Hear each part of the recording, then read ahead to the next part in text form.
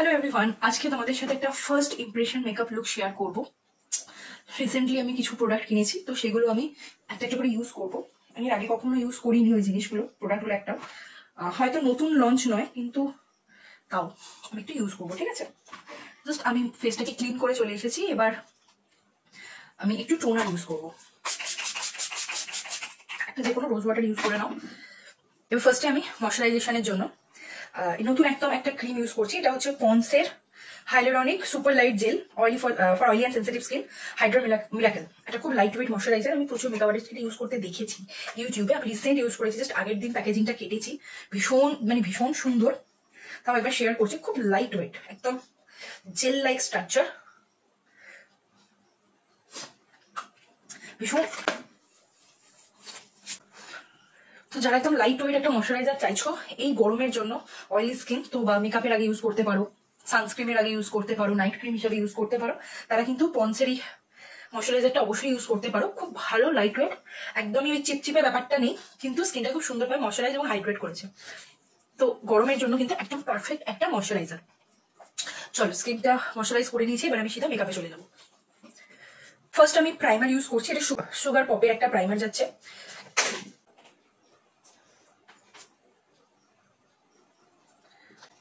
একদমই silicon base একটা primer, ঠিক অয়েলি স্কিনের মানুষটা যেটা চায়।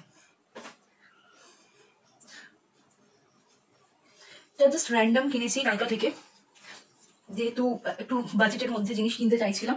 তো এটা কিন্তু খুব রিজনেবল প্রাইসে পেয়েছি, আমি ডিসকাউন্টে পেয়েছি। তো তোমরা যদি ইউজ করতে চাও ইউজ করতে পারো, কারণ বেসটা বেশ স্কিনটাকে খুব স্মুথ করে। ফার্স্ট টাইম ইউজ করছি, কিন্তু বেশ ভালো লাগছে।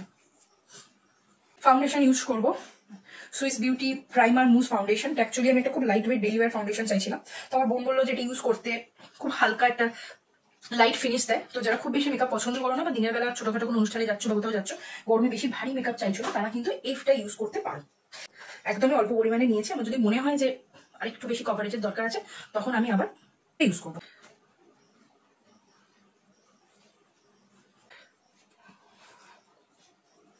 খুব বেশি কভারেজ নেই, তবে দিনের বেলা রেগুলার মেকআপের জন্য বা ডে টাইম কোনো মেকআপের জন্য তোমরা অবশ্যই এগুলো ট্রাই করতে পারো। যারা কিনেছি, এটা হচ্ছে বেকড বিউটির একটা লিকুইড ব্লাশ।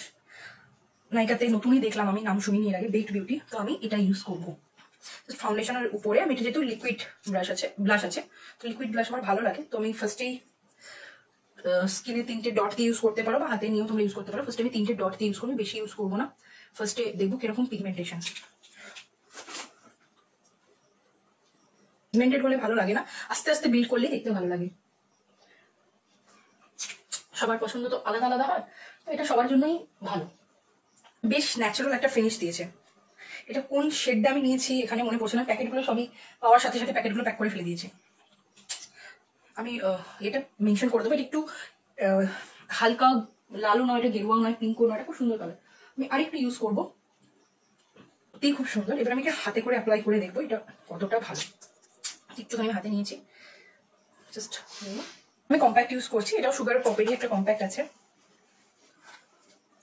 সাথে আমাকে একটা স্পঞ্জ দিয়েছি, যেটা আমার কোনো কাজে লাগে না। এই শেডটা আমি ইউজ করছি, আমার শেড হচ্ছে 02 বেজ।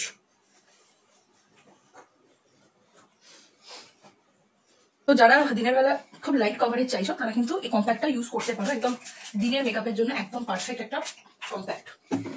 সত্যি সুগার পপের যে কটা জিনিস নিয়েছি সবকটাই ভালো লাগছে বেশ, মানে প্রত্যেকটা জিনিসই এবারে কেনাটা ওই যা হোক একটা হয়ে যায়নি। আইব্রো পেন্সিল সুগার পপেরটা কিনেছি, এর শেডটা ওই গ্রে কিছু একটা ছিল, ব্ল্যাক গ্রে সামথিং শেড ছিল। আমি একটু ওই ধরনের একদম ডার্ক ব্ল্যাকটা আমার ভালো লাগে না, জাস্ট হালকা করে ইউজ করবো। আমার আইব্রোটা অলরেডি খুব থিক, জাস্ট একটু হালকা ডিফাইন করে নিই। আমার খুব হেভি কিছু লাগেও না, জাস্ট অল্প একটুখানি নিয়ে জাস্ট অ্যাপ্লাই করে দিব।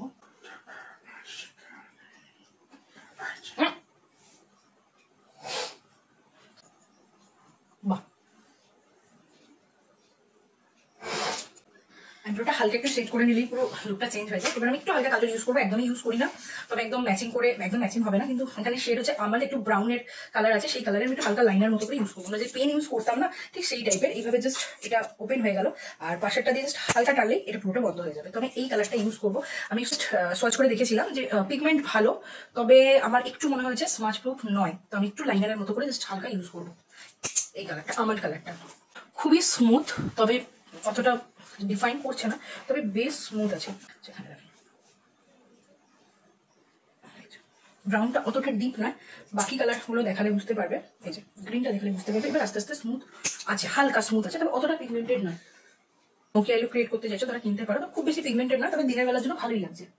দিনের বেলা কোনো মেকআপে কিন্তু ইউজ করতে পারো। আমি কোনো মাস্কারা কিনিনি বা কোনো লিপস্টিকও কিনিনি, তো এর সাথে ম্যাচিং একটা লিপস্টিক ইউজ করে দেখবো কেমন লাগে। ইউজ করছি লিপস্টিকটা ফার্স্ট ইমপ্রেশন নয়, এটা জাস্ট আমি আগে অনেকবার ইউজ করেছি। এটা সুইস বিউটির একটা লিপ লাইনার চেরি ব্রাউন, আর এটা হচ্ছে লিপ স্টিকটা হচ্ছে মেবলিনের cream matte lipstick mid town pink.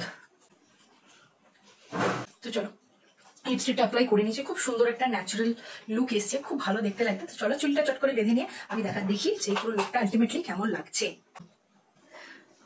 তো চলো লুকটা কমপ্লিট হয়ে গেছে আমার, আমি চুলটাও সুন্দর করে বেঁধে নিয়েছি, তোমরা দেখতেই পাচ্ছ খুব সুন্দর একটা ন্যাচারাল লুক এসছে। যে কটা প্রোডাক্ট কিনেছি সবটা নাইকাতে অ্যাভেলেবেল রয়েছে, তোমরা যদি কোনোটা কিনতে চাও অবশ্যই কিনতে পারো। ভীষণ সুন্দর আর খুব সফট একটা লুক দিয়েছে। এটা কিন্তু তোমরা ইজিলি অফিসে বা দিনের বেলা কোনো অনুষ্ঠানে ক্যারি করতে হবে। অনুষ্ঠানে যাওয়ার জন্য একটু ডিপ করে লাইনারটা ইউজ করে নিও, তাহলেই দেখতে খুব সুন্দর লাগবে। আদারওয়াইজ লুকটা আমার ভীষণ পছন্দ হয়েছে। তোমরা কমেন্টসে জানিও তোমাদের কেমন লেগেছে। ভিডিওটা ভালো লাগলে অবশ্যই লাইক করো, কমেন্ট করো, আর এই ভিডিওটা কিন্তু একটু শেয়ার করে দিও, আর আমার চ্যানেলটা অবশ্যই সাবস্ক্রাইব করে দিও। বাই।